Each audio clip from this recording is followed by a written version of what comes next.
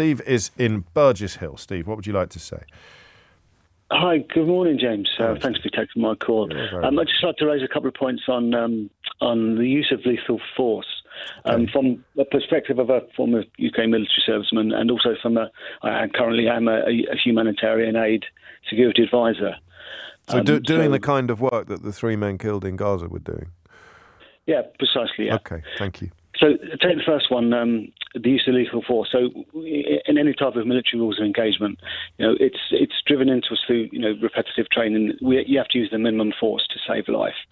So, and the only time that you ordinarily would intend to take a life is just to save somebody else's life. Okay. And that's where minimum force comes into it. So whenever there's a deliberate fire action, it's intentional in regard for that. So you know that whenever you're pointing a weapon or a bigger type munition that's going to do something in order to save life, it's the consequences of that. So they're very strict criteria that we have to abide by, in conflict as well as in peacetime. Yes. So that's really the first point from the perspective of somebody carrying a weapon in a theatre environment. Moving on to the other side, the humanitarian side, and in terms of what happened to the international, the ITK, I can't remember the acronym, kitchen. What happened to them the other day was, again, that was, from my own personal perspective, a fully intentional act, what they did. They definitely were not using minimum force, because if they were trying to use some type of minimum force, they could have interdicted them vehicles by using some of their ground units. They had full eyes on the cars the whole time before they engaged with the airstrikes. So they could have sent some units, stopped the vehicles, taken people out, checked who was in them, let them go on their way. And if there was any terrorists inside, they could have apprehended them without killing anybody. Well, they'd also been given the coordinates of the journey as well. The IDF had been given the coordinates of the journey as well. Absolutely that. And this is where I put on sort of my other hat as a security advisor as well. That's what we have to do in these types of environments. So, our first asset is our people, is our teams, because without them, the aid doesn't work at all. So we have to protect them. So we put all of our measures in place, our control measures, to prevent such incidents occurring. So when we do go down a cleared route, for example, we know that it's going to be safe from anything that's unforeseen. And if I can make comparisons to the other sort of theatres of operations that we work in, either Somalia, Nigeria, Afghanistan, yes. We have a fixed amount of threats normally, and they're basically the same. So there could be Al-Shabaab, there could be Boko Haram, it could be the Taliban, for example. Right. But we know what to expect with these. The difference is with this case, particularly this case inside Gaza this week, was that them traditional threats that we normally protect ourselves from. Yes. That was not the thing that got these people killed. It was the Israeli Defense Force that got them killed.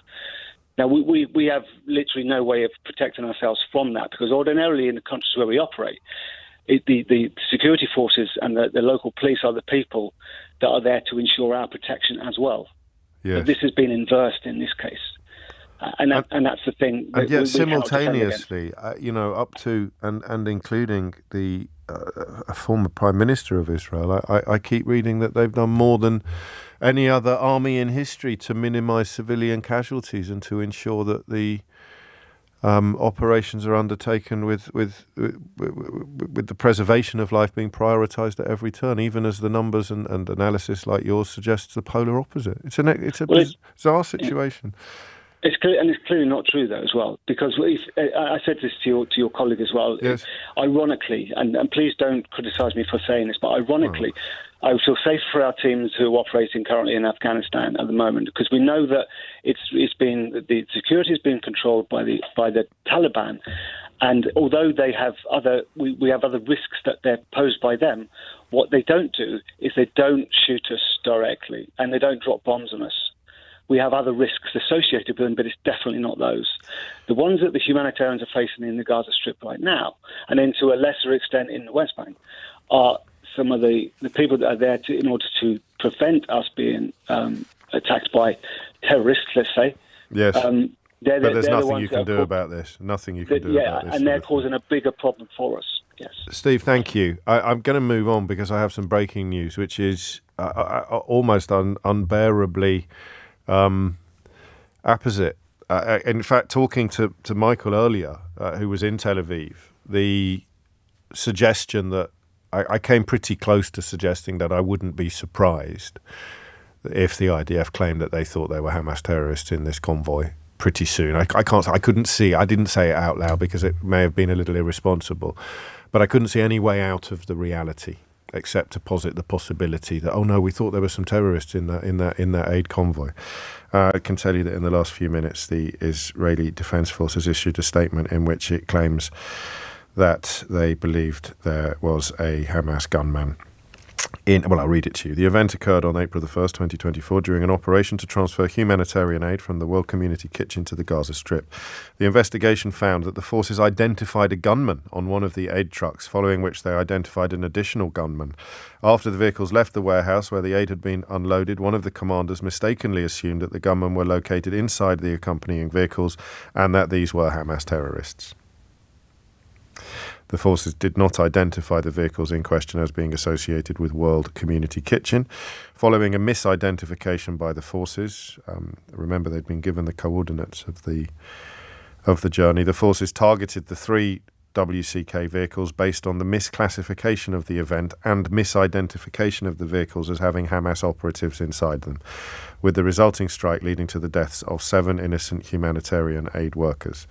The strikes on the 3 vehicles were carried out in serious violation of the Command's and IDF standard operating procedures. Accordingly, this is not from the actual statement.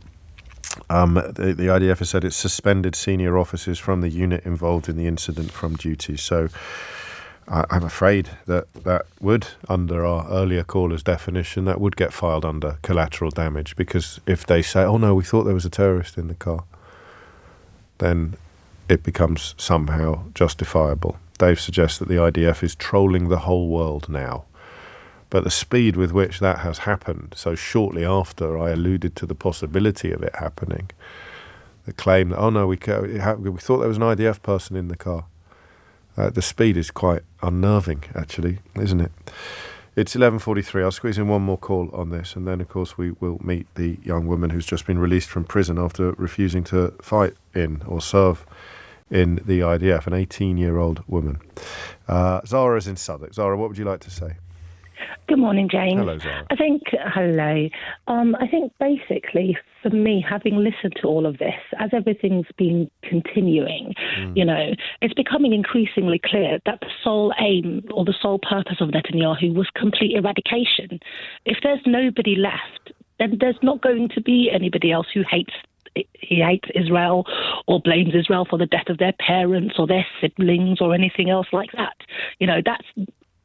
That could only logically be, their end goal. And the reason why the world has sat back and watched is because over the last 30 years or so, there's been a systematic dehumanization of Palestinian people in particular, and Muslims more generally, That has helped, although, there was also inhuman activity on October the 7th in Israel, which is a huge part of the international response. In fact, the inadequacy, perhaps, of the international response. But we can't gloss over that, Zara. No, but then I think the thing when it comes to things like this is that you can't gloss over that. And, we can go back to those old sayings and say, you know what, 2 wrongs don't make a right, because then other people will turn around and say, well, actually, you've got the 7th of October, but let's look back at the entire course of this conflict, yes. Going right back into the 1940s. Where do you want to stop? It's going to be a case of one-upmanship the whole time, Well, which is another reason why the people who simultaneously ignore the fact that we repeatedly mention Hamas and the hostages and claim that the conversation is unfairly ignoring Hamas and the hostages are so disingenuous, because, as you remind us, and as earlier callers, notably I think Osama in Leeds and others, this problem didn't begin on October the 7th. So, the idea that you could have a conversation pretending that it did is a little naive, isn't it?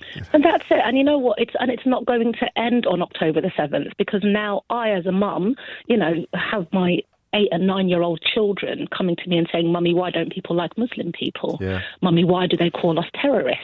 And so do Jewish mums. So do Jewish Of mums. course, but it's a case of, you know, when is this going to stop? You know, I think that ultimately, I think ultimately, and for me, that one of the things is, you know, people talk about two-state solutions and this and that and the other, but if there's ever going to be, because the Israeli state has complete control over Gaza, it's not autonomous. You know, they don't have access to their borders, they don't have access to their power supply, their water supply, any of their utilities, even their food. It all has to come through Israel, right? So if we were to have that kind of enclave here in the UK, could you imagine it?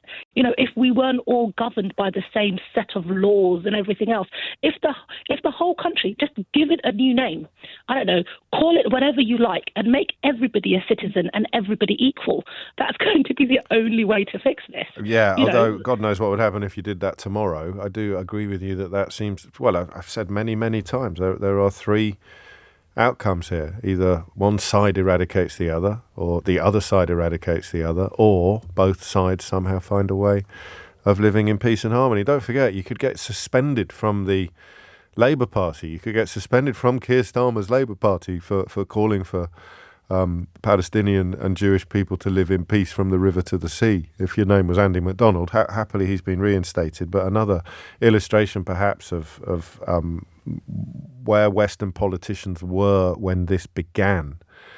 I think we can all agree, if we can agree about anything, that they're not in those positions anymore.